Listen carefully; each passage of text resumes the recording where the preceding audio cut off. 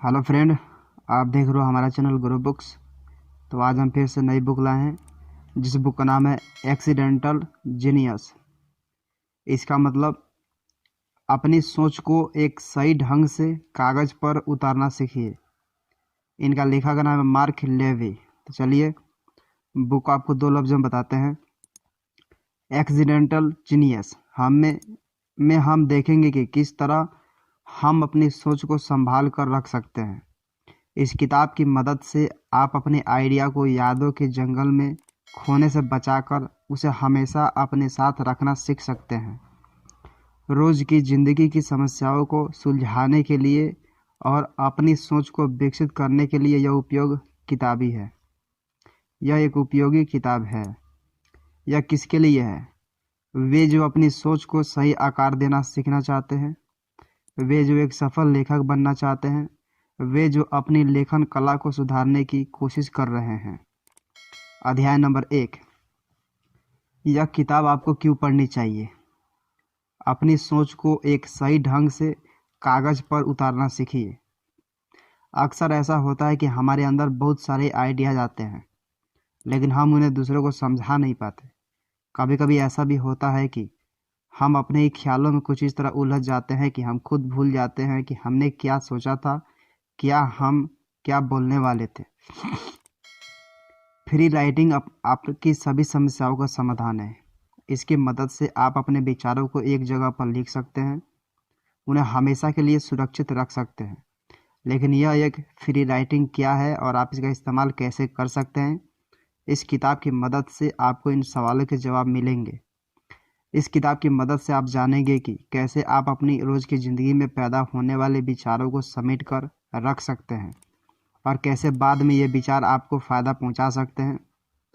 और आप सीखेंगे कि किस तरह आप अपने आइडियाज़ को लंबे समय तक अपने साथ रख सकते हैं, किस तरह आप लिखते वक्त अपने अंदर नए आइडियाज़ ला सकते हैं, किस तरह आप अपने लिखने के तरीके में सुधार कर सकते हैं। अध्याय नंबर 2। फ्री राइटिंग की मदद से आप अपनी सोच को सही ढंग से लिखना सीख सकते हैं। क्या आपके साथ कभी ऐसा हुआ है कि आपके अंदर कोई बहुत अच्छा आइडिया आया हो, लेकिन जब आप उसे दूसरों को समझाने जाते हैं तो आपके शब्द ना मिलते हो? हम सभी के साथ ऐसा एक ना एक बार हुआ है। जब हम अपनी बात को खुद अच्छे से समझते हैं पर दूसरों को समझा नहीं पाते।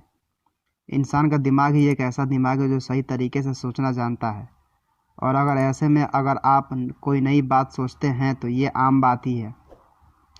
हम सभी के अंदर बहुत सारे अच्छे और बुरे आइडियाज़ आते रहते हैं।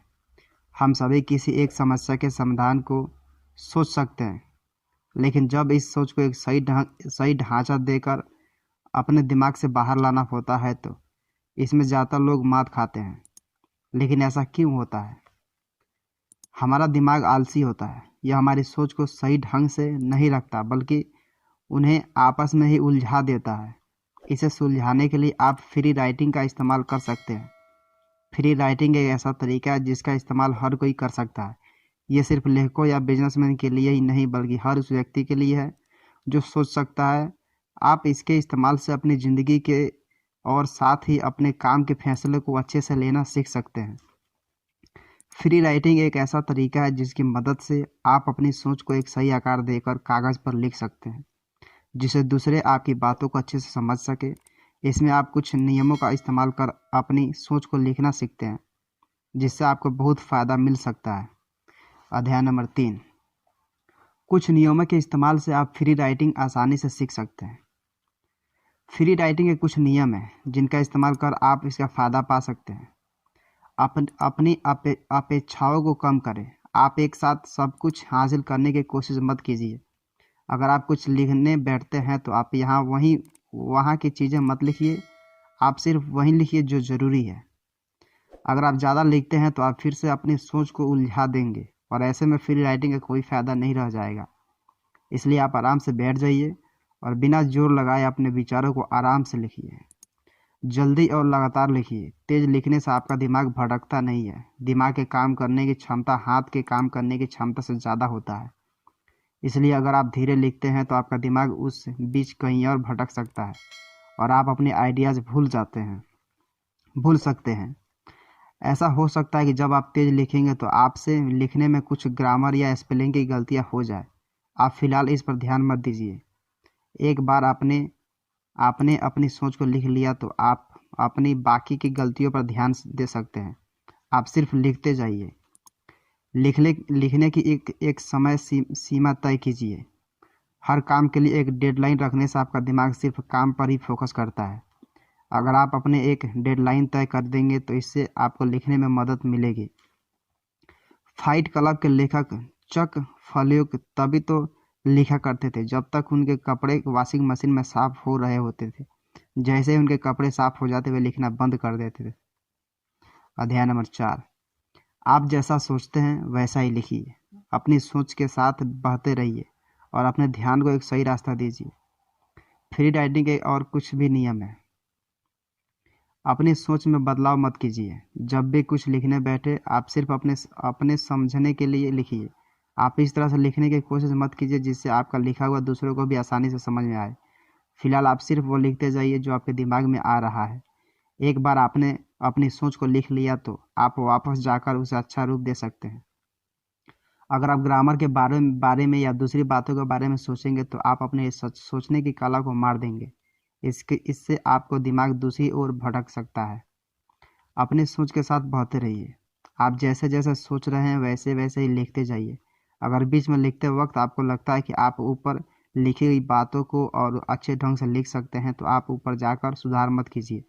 आपके अंदर जो भी ख्याल आए आप उन्हें लिखते जाइए। एक बार आपने रास्ता तय कर लिया तो आप बस चलते रहिए। आप पीछे मुड़कर सुधार करने की कोशिश मत कीजिए, बल्कि आपके अंदर जो भी आए बस उसे धुन में लिखते चले जाइए। इससे आप अपने अंदर के सारे आइडियाज़ को बाहर निकाल सकते हैं और बाद में उन सभी को अपनी ज़रूरत के हिसाब से समेट सकते हैं। अपने ध्यान को एक सही रास्ता दीजिए। लिखते वक्त अक्सर ऐसा होता है कि आप तय नहीं कर पाते कि आपको क्या करना है। ऐसे में आप अपने आप से कुछ सवाल कीजिए जो आपको इस समस्या से निकालने में मदद कर सके। जैसे आप अपने आप से पूछिए कि क्या आप गलत कर रहे हो, या फिर आप पूछिए कि आप कैसे इसे सुधार सकते हैं। अध्याय नंबर 5। फ्री राइटिंग से आप अपनी सोच को अपने साथ लंबे समय तक रख सकते हैं। हमारा दिमाग हर वक्त कुछ ना कुछ सोचते रहता है। ऐसे में आपके अंदर बहुत सारी बातें आती रहती है जिनमें कुछ आपकी ज़िंदगी बदलने की ताकत रखती है।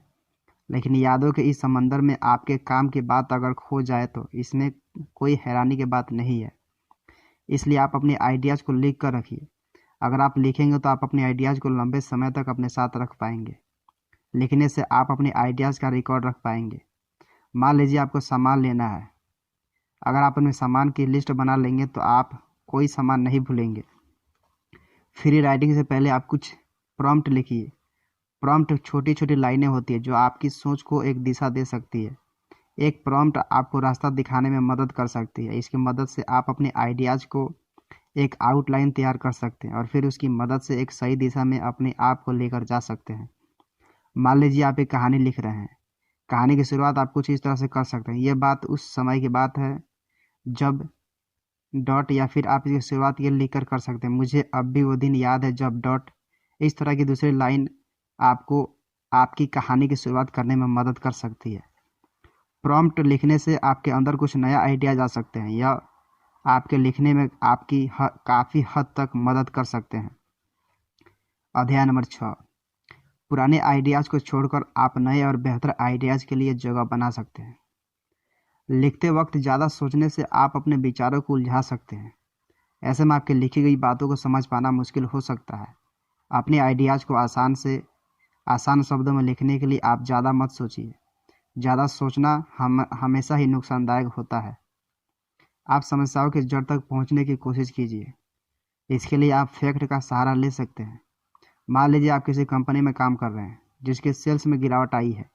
आपने जब इसकी वजह जानने की कोशिश की तो आपको पता लगा कि प्रोडक्ट की क्वालिटी ख़राब है। क्वालिटी के ख़राब होने की वजह थी कि कर्मचारी अपना काम सही से नहीं कर रहे थे, और उन्हें सही से काम ना करने की वजह थी कि उन्हें अच्छे सैलरी नहीं मिल रही है। इस तरह से एक फैक्ट आपके अंदर बहुत सारे विचार पैदा कर सकता है और आप समस्याओं की जड़ तक पहुंच सकते हैं। समस्या से निकलने का दूसरा तरीका है कि आप पुराने आइडियाज़ को छोड़ दीजिए। अगर आपके पास हर बार कोई समस्या आ रही है तो इसका मतलब है कि आपके सोचने और काम करने का तरीका गलत है। आप पुराने आइडियाज़ को छोड़कर खुद से ये सवाल कीजिए कि उनमें कहाँ पर खराबी थी। ऐसा करने से आप अपनी कमियों को जान सकेंगे, आपको पता लगेगा कि असल समस्या कहाँ है और उसे निपटने के लिए आप क्या क्या कर सकते हैं। जब आप अपने अंदर नए आइडियाज़ लाने की कोशिश करेंगे तो आपके पास बहुत सारे आइडियाज़ हो जाएंगे और आप तब आसानी से चुन सकते हैं कि कौन सा आइडियाज़ आपके लिए सही है। आप तुरंत ही एक फैक्ट आइडिया बनाने की कोशिश मत कीजिए। आप सबसे पहले समस्या को पहचानिए और फिर उससे निपटने के लिए जितना हो सके उतने नए आइडियाज़ लेकर आइए। फिर आप उन आइडियाज़ में से सबसे अच्छे आइडियाज़ को ढूंढिए। इससे आप अपनी परेशानी से आसानी से छुटकारा पा सकते हैं। अध्याय नंबर 7। फ्री राइटिंग में खुद से झूठ बोलना गलत बात नहीं है। खुद से झूठ बोलने का मतलब आप अपने आप को असलियत से कहीं दूर किसी सपने की दुनिया में ले जाना। इस तरह से सोचने पर आपके अंदर नए नए आइडियाज आ सकते हैं। अगर आप लिखते वक्त सिर्फ असल दुनिया में रहेंगे तो आप अपने अंदर की सोचने की क्षमता को कभी बाहर नहीं ला सकेंगे। ख्यालों की दुनिया में आप कुछ भी सोच सकते हैं जिससे आप हर कैद से आज़ाद हो जाते हैं और अपने आप को कुछ भी सोचने पर मजबूर कर देते हैं। अपनी सोच को बढ़ावा देने का दूसरा तरीका है कि आप सोचिए कि कोई आपके बगल में बैठकर आपके सवाल कर रहा है। वो आपको आइडियाज़ दे रहा है और आपके अंदर सुधार करने की कोशिश कर रहा है। उसकी सोच आपकी सोच से अलग और बेहतर है। अगर आप ऐसा सोचेंगे तो आप अपने आप को उसके जैसा बनाने की कोशिश करेंगे। आप जब भी उससे बात करेंगे तो आप अपने आप को ऊपर उठाकर अपनी सोच को उसके लेवल में लाकर बात करने की कोशिश करेंगे, जिससे आपकी सोचने की क्षमता बढ़ जाएगी। लेकिन आप इस बात का ध्यान रखें कि आप उस सोच वाले व्यक्ति को पूरी तरह से परफेक्ट बना दें।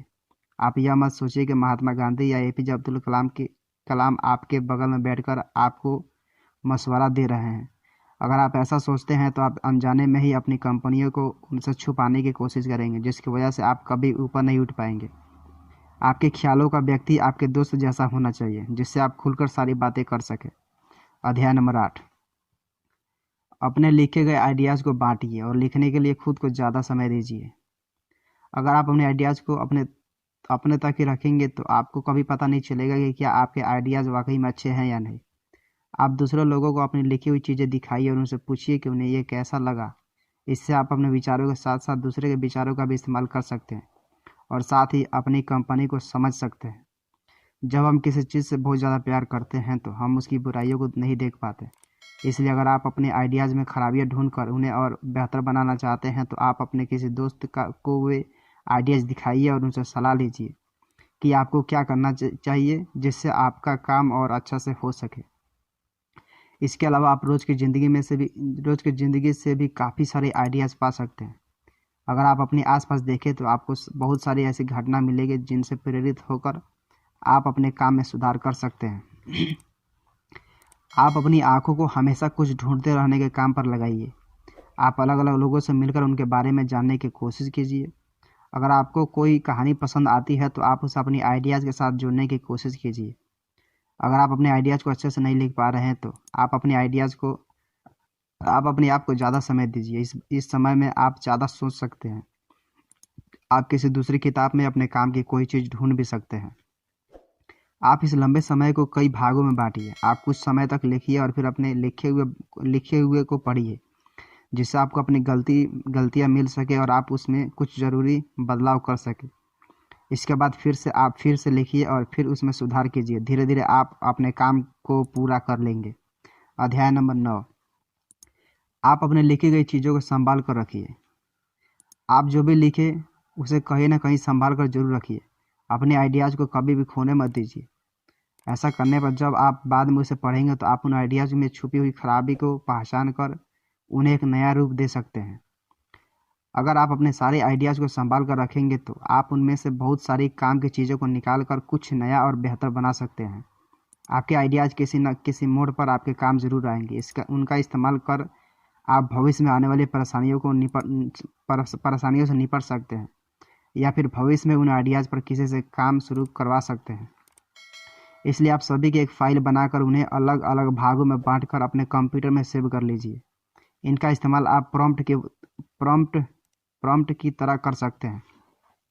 लिखने से पहले आप टॉपिक के बारे में मत सोचिए। आपके अंदर जो भी बातें आती है आप बस उसे लिखते जाइए। बाद में आप अपने इन आइडियाज़ का इस्तेमाल करके किसी खास टॉपिक पर कुछ लिख सकते हैं।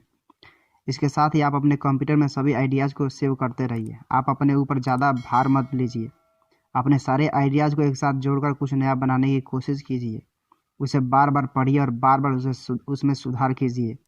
इस तरह से रोज़ थोड़ा थोड़ा लिखकर आप अपनी सोच को एक नया और अच्छा आकार दे सकते हैं। शायद एक दिन आप एक किताब भी लिख दें। कुल मिलाकर आपका दिमाग यादों और विचारों का समुंदर है। इस समुंदर में बहुत सारे विचार होते हैं जिन्हें संभाल कर रख पाना आसान काम नहीं है।